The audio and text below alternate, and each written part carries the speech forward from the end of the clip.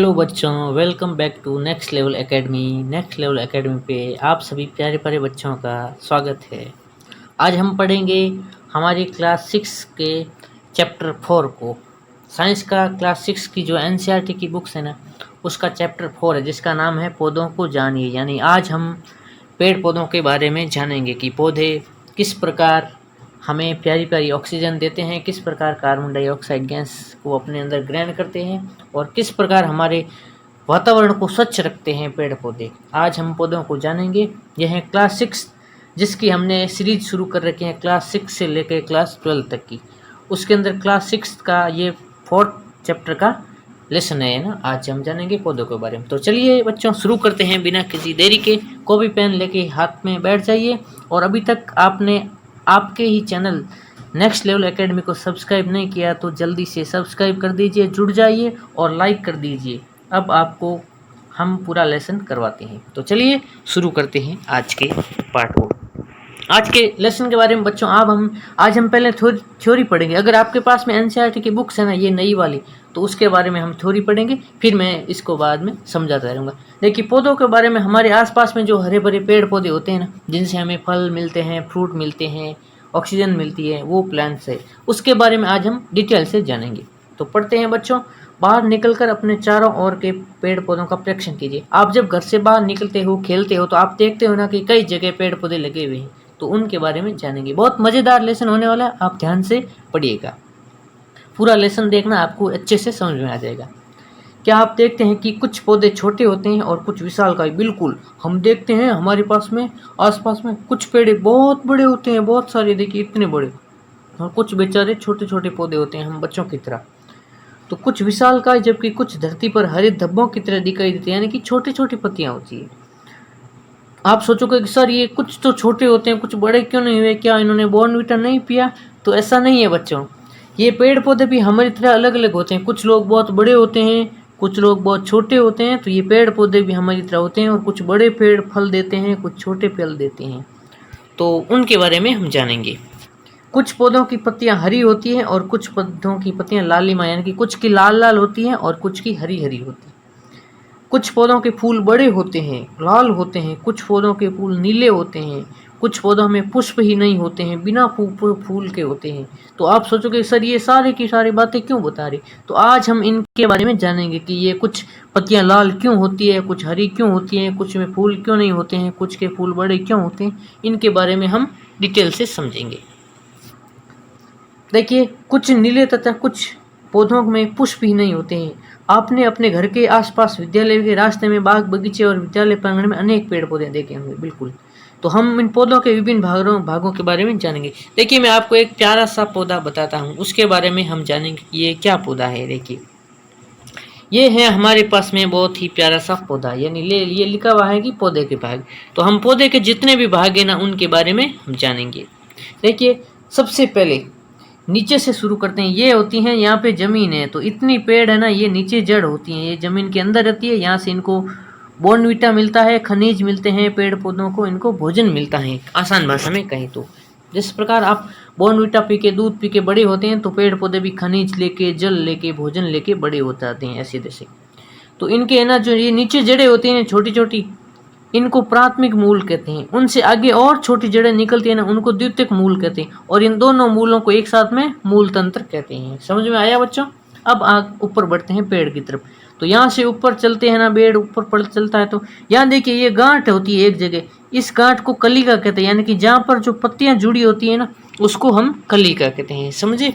ये होता है इंटरनोड, यानी कि बीच में जो तना होता है ना, दो पत्तियों के बीच में, ये इंटरनोड होता है। और नोड होता है जो यहाँ पर एकदम जड़ में पत्तियां जुड़ी होती है। और यहाँ पर देखिए ये छोटे छोटे पुष्प निकल रही है ना, एक नई कलियां निकल रही है। और ये जो बड़ी बड़ी है ना, इसको पत्ती कहते हैं। और ये जो लंबा लंबा डंडी होती है ना, इनको तना कहते हैं, स्तंभ कहते हैं। और फल देखिए, ये देखिए फली निकली यहाँ पर, इसमें फल है। और पुष्प हमेशा सबसे ऊपर होते हैं, क्योंकि पुष्प बहुत प्यारी चीजें होती है और प्यारी चीजें हमेशा ऊपर होती है। समझे?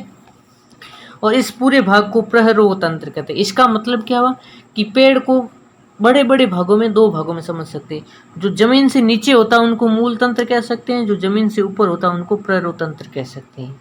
समझ में आया? अब हम इसके आगे के भाग को देखते हैं। ये देखिए आप ही की तरह प्यारे से बच्चे यहाँ पर खेल रहे हैं इसके अंदर। बीच अंतर समझने में सहायता मिलेगी। देखिए आप इनको देखिए, आपको समझ में आएगा कि देखिए कुछ पेड़ पौधे इतने बड़े हैं, इनको आसानी से पकड़ भी नहीं सकते, जबकि कुछ कोई फूल तोड़ रहा है, देखो गोलू तोड़ रहा है, ये देखिए पहेली भी तोड़ रही है, बूझो भी तोड़ रहा है ना। प्रकृति का भ्रमण, यानी कि हमेशा जब भी आप खेलते हो ना, तो हमेशा प्रकृति में, बाहर हवा में खेलिए, घर में खेलने के बजाय, ताकि आपका शरीर भी अच्छा बनेगा और आपको जानने को मिलेगी नए नए पेड़ पौधे पर। देखिए यहाँ पर कुछ नाम लिखे हैं, शाख लिखा हुआ है, एक झाड़ और एक वृक्ष लिखा है। तो आप बोलोगे सर ये अलग अलग नाम क्यों है, शाख क्या होती है, झाड़ी क्या होती है, वृक्ष क्या होती है? बिल्कुल आप निश्चिंत होकर बैठिए, सब बताऊंगा मैं तुम्हें। वृक्ष होता है जो बहुत बड़ा होता है, झाड़ियाँ होती है वो झाड़ियों की तरह ऐसे फैल के रखती है, और शाख होते हैं जो छोटे छोटे पौधे होते हैं। इनके बारे में हम डिटेल से जानते हैं। देखिए एग्जाम्पल देता हूँ, मैं हमेशा एग्जाम्पल देता हूँ क्योंकि एग्जाम्पल से आपको अच्छे से याद होता है। उन पौधों के तने और शाखाओं को ध्यानपूर्वक देखिए जो आपसे लंबे होते हैं। कुछ पौधे आपसे लंबे होते हैं, आप उसके अंदर फल तोड़ने के लिए भी आपका हाथ ऊपर नहीं पहुंच पाता है। जिनकी लंबाई लगभग आपके बराबर होती है, कुछ पौधे आपके बराबर होते हैं जिनको आप पकड़ लेते हो, और कुछ पौधे आपसे ना जो अधिक लंबे होते हैं। अब तने को स्पष्ट कीजिए। तना किसको कहा था मैंने अभी? देखिए तना, ये डंडी है ना बीच वाली, इसको तना कहते हैं, समझे? यह जानने के लिए कि तना कोमल है अथवा कठोर, इसे धीरे से एक और मोड़ने का प्रयास कीजिए। इसको आपको पकड़ के थोड़ा मोड़ोगे ना, तो छोटे पौधों में ये तो मुड़ जाएगा, लेकिन बड़े पौधों में नहीं मुड़ेगा, क्योंकि उनका है ना वो मजबूत हो जाएगा। समझ गए? ये देखिए लंबे पौधे के तने की मोटाई मापने का प्रयास करना, आपको देखना कि ये पौधा कितना बड़ा। देखिए यहाँ पर कुछ सारणी है, मैं आपको आसानी से सारणी में समझाऊंगा। ये पौधों के संवर्ग दिए गए, यानी कि अलग अलग प्रकार के पौधे होते हैं। पौधे का नाम है, कॉलम 1 में इसकी ऊंचाई बतानी है, कॉलम 2 में इसका कलर कैसा है, कोमल है, मोटा है, कठोर है, कॉलम 3 में इसकी शाखाएं कहाँ से निकलती है, तने के आधार से निकलती है, तने के ऊपर से निकलती है, कॉलम 4 में पौधे का संवर्ग कैसा है। तो देखिए यह है पौधे का नाम टमाटर। तो टमाटर की ऊंचाई हमेशा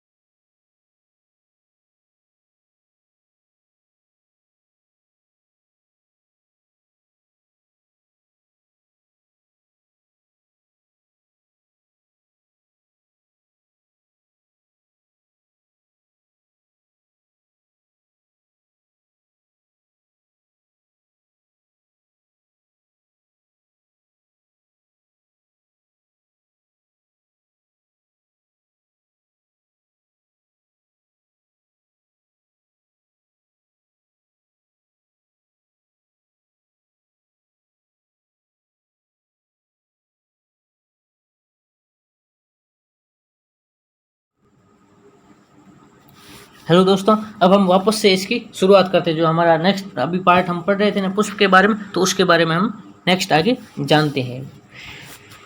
तो इसके बारे में हमने अब तक यहाँ तक पढ़ लिया था, पौधे के बारे में, स्त्री केसर पुंकेसर क्या होता है, स्त्री केसर के बारे में। तो अब बीजांड वाला भाग है ना, तो इसके आगे है ना हम अंडाशय की जैसे आंतरिक संरचनाएं देखते। जब इसको काटते हैं ना, तो एक तो हमने ऐसे काट दिया था, कह सकते हैं जैसे अनुप्रस्थ, और एक है ना अनुदैर्ध्य ऐसे काटा था, ये वाला अनुदैर्ध्य और ये अनुप्रस्थ बीच में। तो ऐसे काटते तो बीच में ऐसे ऐसे कण दिखते हैं, और ऐसे काटते तो ये सीधा दिखता है। तो ये हो गई लंबाई में काट हो गया ऐसे सीधा, और ऐसे हो गया टेढ़ा काट दिया। अब देखते हैं आगे। तो अंडाशय की काट को सूखने से बचाने के लिए इसमें प्रत्येक काट में जल की बूंदें डालनी है। इनके अंदर ये क्यों काटा, आप बोलोगे सर ये क्यों काटा, इसके अंदर जानने के लिए कि इसके अंदर है क्या। तो अंडाशय के अंदर इस प्रकार के छोटे छोटे कण होते हैं, और ऐसे काटते तो इस प्रकार के दिखाई देते। क्या आपको अंडाशय की छोटी छोटी गोल संरचनाएं दिखाई देती है, तो बोलोगे सर दिखाई देती है, बिल्कुल। तो इनको बीजांड कहते हैं। किसको कहते हैं बीजांड, ये वाली संरचनाएं होती है ना, इनको बीजांड कहते हैं। छोटी छोटी संरचनाएं होती हैं, इनको बीजांड कहा जाता है। तो अब समझ में आया हमने क्यों इसके बारे में जाना था। कुछ और पुष्पों का अध्ययन करने के लिए अपने अध्यापक के साथ में विद्यालय में आपको है ना, मतलब जो आपको टीचर है ना, उसके बारे में अलग अलग बता देंगे कि इस पौधे में इस प्रकार होता है। तो कुल मिला के इसका जानने का मकसद होता है कि पौधों के अंदर किस प्रकार से बीजांड पाए जाते हैं। अब हम नेक्स्ट बात करते हैं, जैसे ये जो कुछ इंपॉर्टेंट वर्ड है ना, तो अब तक हमने क्या क्या जाना उनके बारे में मैं आपको शॉर्ट बताता हूँ। एक तो सबसे पहले हमने है ना तने के बारे में बनाया। तो तना होता है ना, जैसे पौधे के अंदर जड़ें होती है, तना होता है, पत्तियां होती है, साइड में पत्तियां लगी होती है, ऊपर फल लगे होते हैं, ठीक बात। तो तने के बारे में, तना कौन सा होता है, ये जैसे पौधा है, ठीक है, ये नीचे जड़ें हो गई, ठीक है, और ये ऊपर हो गया ऊपर वाला भाग। तो ये हो गया बीच में तना होता है, इसमें से खनिज है, पोषक पदार्थ है, वो ऊपर जाते हैं। जिनको जड़ें होते हैं ना, ये नीचे होती है। ये दो प्रकार की होती है, ठीक है, एक तो मूल जड़ होती है, और एक होती है रेशेदार, है ना, एक मुसला और रेशेदार होती है।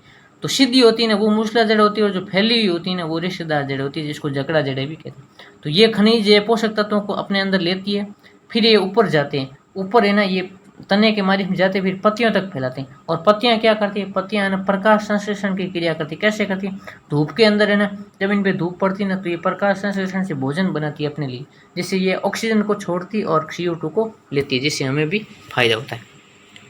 अब कुछ इंपॉर्टेंट वर्ड है उनके बारे में जानते हैं। आरोही का मतलब क्या हो गया, जैसे ना कुछ ऊपर की तरफ चढ़ी, जैसे नेक्स्ट लेवल है, ऐसे ऊपर नेक्स्ट लेवल और लेवल ऊपर बढ़ाती है आरोही का। शमन की क्रिया होती है, पौधों के अंदर शमन होता है ना। और ये विषपी लताएं होती हैं, जैसे कुछ लताएं ऐसी होती है जिनको सहारे के माध्यम से चढ़ाना पड़ता है।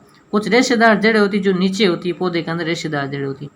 अब देखिए शाक क्या होते हैं, शाक है ना जो छोटे पौधे होते हैं उनको शाक कहते हैं, ठीक है। उनकी मुलायम जड़ें, उनको जैसे ऐसे पकड़ के मोड़ दें तो वो मुड़ जाती है, ठीक बात। पार्श्व जड़ें कौन सी होती है, जो मेन जड़ें होती हैं उनके साइड में जो छोटी छोटी जड़ें होती हैं उनको पार्श्व जड़ें कहते हैं। मध्य शिरा कौन सी होती है, जो जैसे बीच वाली शिराएं होती हैं जड़ों के अंदर, बीच वाली शिराएं, उनको मध्य शिराएं कहते हैं, ठीक बात। शिरा विन्यास कौन सा होता है, मैंने बताया था ना आपको, जैसे एक तो मध्य शिरा हो गई, और एक कभी कभी क्या होता है कि जो जाल टाइप बन जाए, जैसे पत्ती है, ठीक है, ये पत्ती है, तो ये हो गई मध्य शिरा बीच वाली, ठीक है। ये साइड में होती है ना, ये जाल बन जाता है, इनको शिरा विन्यास कहते हैं, समझ। अब बीजांड कौन सा हमने देखा था ना, जैसे बीजांड के अंदर ये जैसे हमने स्त्री केसर है, इसका अंडाशय को जब हम काटा था इसके अंदर, तो जो छोटे छोटे भाग थे ना उनको हमने बीजांड नाम दिया था। समांतर शिरा विन्यास किस में था, जैसे खरपतवार को छोटी पत्तियां होती हैं उसमें सीधी सीधी लाइनें होती हैं, उनको समांतर शिरा विन्यास कहते हैं। अब देखिए पंखुड़ियाँ क्या होती है, तो पंखुड़ी जैसे पुष्प है, तो पुष्प के अंदर ना जब दोनों साइड में ना छोटे छोटे जैसे बाह्य होता है, इनके ऊपर ये पंखुड़ियाँ लगी होती है। इनके अंदर जैसे पुंकेसर भी होते हैं, और स्त्री केसर भी बीच में एक लगा होता है, जिसके ऊपर वर्तिकाग्र होता है, साइड में वर्तिकाएं होती है। पुंकेसर के ऊपर ये पुंकेसर तंतुओं से ऊपर है ना पराग कोष होते हैं, जब फटते हैं तो इसके अंदर से पराग कण निकलते हैं। ये भी आप आगे पढ़ोगे। पर्णवृंत कौन सा होता है, तो पर्णवृंत जैसे पौधा होता है ना, तो उसके जो साइड में जो तंतु होते हैं निकलते हैं उनको पर्णवृंत कहते हैं, जिनसे पत्तियां जुड़ी हुई थी। प्रकाश संश्लेषण कौन करता है, तो जो पत्तियां होती हैं ये पत्तियों के ऊपर जब सूर्य का प्रकाश पड़ता है ना, तो ये प्रकाश संश्लेषण की क्रिया करता है। स्त्री केसर कौन सा होता है, मैंने बताया था, एक पुष्प के बीच में जो पुंकेसर से चारों ओर से घिरा हुआ होता है, स्त्री केसर होता है। जालिका रूपी शिरा विन्यास किस में होता है, जो पत्तियां ना जिनके अंदर है ना, जैसे साइड के अंदर शिराएं होती हैं ना, वो जाली बना देती है, जाली का। अब बाह्य कौन से होते हैं, तो जैसे ये पुष्प है, ठीक है, तो पुष्प के अंदर है ना, जैसे साइडों के अंदर छोटी छोटी पत्तियां होती हैं उनको बाह्य कहते हैं, ठीक बात। झाड़ी कौन सी होती, तो जैसे नींबू की तरह होगी, छोटा बड़ा पौधा भी नहीं और एकदम छोटा भी नहीं, वो झाड़ी होती है, ठीक है। और पुंकेसर कौन से होते, पुंकेसर होते हैं जैसे ये फूल है, तो फूल के अंदर जो साइड में जैसे तंतु होते हैं इनको पुंकेसर कहते हैं, बीच में स्त्री केसर होता है। ठीक बात है। मूसला जड़ कौन सी होती है? तो जो पौधे के अंदर है ना, जो मेन जड़ होती है ना बड़ी, वो मूसला जड़ होती है, जबकि जकड़ा जड़ साइडों में होती है। वाष्पोत्सर्जन क्या होता है? जब पत्ती होती है तो पत्ती के ऊपर धूप गिरती है ना, तो उनसे जो पानी है ना वो वाष्प बन के उड़ जाता है, उसको वाष्पोत्सर्जन कहते हैं। वृक्ष क्या होता है? तो एक बहुत बड़ा पौधा होता है ना, उसको वृक्ष कहते हैं, बहुत बड़े पौधे को। और शिराएं क्या होती है? जो पत्तियां होती है ना, तो पत्तियों के अंदर है ना जो लाइनें होती है ऐसी, उनको शिराएं कहते हैं। ठीक बात। अब आते हैं हम थोड़ा सारांश के बारे में, ये समरी पढ़ेंगे तो हम अच्छे से समझ पाएंगे।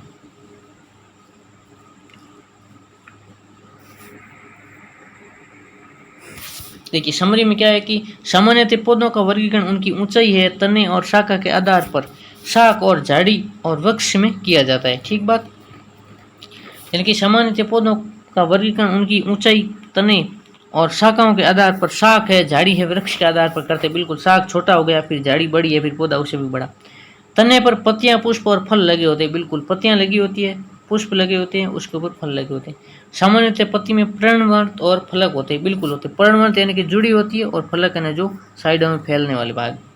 पत्ती में शिराओं का प्रतिरूप शिरा विन्यास कहलाता है। पत्ती के अंदर जो शिराएं होती है ना, वो शिरा विन्यास कहलाती है जाली का। बिल्कुल, यह जाली का रूपी अथवा समांतर भी हो सकती है। जाली का रूपी बड़े पौधों में, समांतर होती है छोटे घास वाले पौधों में। ठीक बात है। पत्तियां वाष्पोत्सर्जन क्रिया द्वारा जल वाष्प को वायु में निकालती है। बिल्कुल, जब इस पर धूप गिरती है तो वाष्पोत्सर्जन हो जाता है।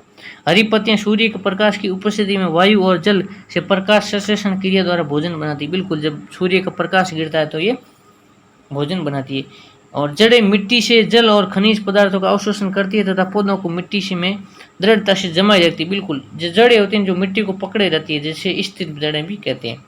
जड़ें मुख्यतः दो प्रकार की, मूसला जड़ें जो सीधी जड़ें हो गई, और रेशेदार कौन सी होती है? जो फैली हुई होती है। आई होप यहाँ तक आपको समझ में आया होगा। नेक्स्ट बात करते हैं। जालिका रूपी शिराविन्यास युक्त पत्तियां वाले पौधों की जड़ें मूसला जड़ें होती बिल्कुल होती है, जबकि समांतर शिराविन्यास युक्त वाली पौधे है ना जिनकी जड़ें रेशेदार होती है, क्योंकि छोटे पौधों में होते हैं ना वो समांतर होते हैं तो उनमें फैली हुई जड़ें होती हैं, जबकि बड़े पौधों के अंदर जालिका रूपी पत्तियां होती है तो उसके अंदर है ना वो जड़ें मूसला जड़ें होती हैं। ठीक बात। नेक्स्ट बात करते हैं। तने द्वारा जड़ों से पत्तियां और दूसरे भागों को जल और पत्तियों से भोजन पौधे के अन्य भागों में भेजते हैं। तना होता है ना, ये पत्तियां को जल यानी कि पत्तियां और दूसरे भागों को जल और पत्तियों से भोजन को पौधे के अन्य भागों में, यानी कि तना क्या करता है बीच में ना, ये कह सकते हैं मैसेंजर का कार्य करता है, आने जाने का काम। यहाँ से ना जड़ों से पानी ले जाता है, खनिज पत्तियों को देता है, पत्तियां भोजन बनाती है तो ये वापस है ना दूसरे भागों में फैलाता है। ठीक बात। नेक्स्ट है पुष्प के कुछ भाग है, बाह्य दल होते हैं साइड में, पंखुड़ियाँ होती है जो लगी होती है, और जैसे है ना साइडों में पुंकेसर होते हैं जो बीच में होते हैं, साइडों में इनके बीच में स्त्री केसर होते हैं, उसके साइड में पुंकेसर होते हैं। ठीक बात। अब आते हैं कुछ प्रश्नों के बारे में, उनके बारे में जानते हैं। तना मिट्टी में जल और खनिज अवशोषण करता है, बिल्कुल करता है। पत्तियां पौधों को सीधा खड़ा रखती है तो नहीं, पत्तियां नहीं रखती है, तने होते वो रखते हैं। जड़ें जल को पत्तियों तक पहुंचाती है, तो जड़ें है ना जल को पत्तियों तक नहीं पहुंचाती, तना होता है ना वो पत्तियों तक पहुंचाती है। जड़ें तो जमीन में से अवशोषण करती है। पुष्प में पुंकेसर और पंखुड़ियों की संख्या सदा समान होती है, जरूरी नहीं है, क्योंकि पुंकेसरों की संख्या भी अलग हो सकती है और पंखुड़ियों की संख्या भी अलग हो सकती है। यदि किसी पुष्प के बाह्य दल परस्पर जुड़े हो तो उनकी पंखुड़ियां भी आपस में जुड़ी होती हैं, क्योंकि बाह्य दल जुड़ा होता है तो पंखुड़ियां लगभग है ना जुड़ी होती है। यदि किसी पुष्प की पंखुड़ियां परस्पर जुड़ी हो तो स्त्री केसर पंखुड़ियां उससे जुड़ा होगी, जरूरी नहीं है, क्योंकि स्त्री केसर बीच के अंदर होती है और साइड में पुंकेसर होते हुए आपस में जुड़े होते हैं। ठीक बात। नेक्स्ट क्वेश्चन पे बात करते हैं कि निम्न का चित्र बनाना। पत्ती का बनाना, आपको ऐसी अच्छी सी प्यारी सी पत्ती बनानी है जाली का वाली। मूसला जड़ें बनानी जो सीधी होती है। एक पुष्प जिसका आपने सारणी 4.3 में अध्ययन किया, यानी कि एक अच्छा फूल बनाना है, उसके अंदर पंखुड़ियां बनानी है, पुंकेसर बनाने हैं, स्त्री केसर बनाना है, और बाह्य दल बनाना और तना बनाना नीचे वाला। ठीक बात। अब आपको पौधे के अलग अलग भाग के बारे में जाना पूछा गया। ठीक बात। तो आई होप आपको यहाँ तक अच्छे से समझ में आया होगा। अगर कोई भी आपको डाउट रह गया ना तो आप कमेंट करके ज़रूर पूछेगा। और अभी तक आपने नेक्स्ट लेवल, आपका ही चैनल है, नेक्स्ट लेवल चैनल को अभी तक ना सब्सक्राइब नहीं किया तो प्लीज़ अभी सब्सक्राइब कीजिए, ताकि मैं अगली सीरीज़ का जो क्वेश्चन लेके आऊँगा ना, जो सीरीज़ लेकर आऊँगा ना, अगला चैप्टर होगा तो आपको तुरंत पता चल जाएगा। क्योंकि मैं ना जैसे 2023-24 का एकदम नया सिलेबस करवा रहा हूँ, तो इसका ना मैं कंप्लीट, मेरा टारगेट है क्लास 6 से लेकर क्लास 12 तक की पूरी कंप्लीट सीरीज़ करूँगा। तो अभी तक सब्सक्राइब नहीं किया तो प्लीज़ सब्सक्राइब कर दीजिए चैनल को। और आज के लिए इतना ही, फिर से मिलते हैं एक नए चैप्टर के साथ। तब तक के लिए जय हिंद।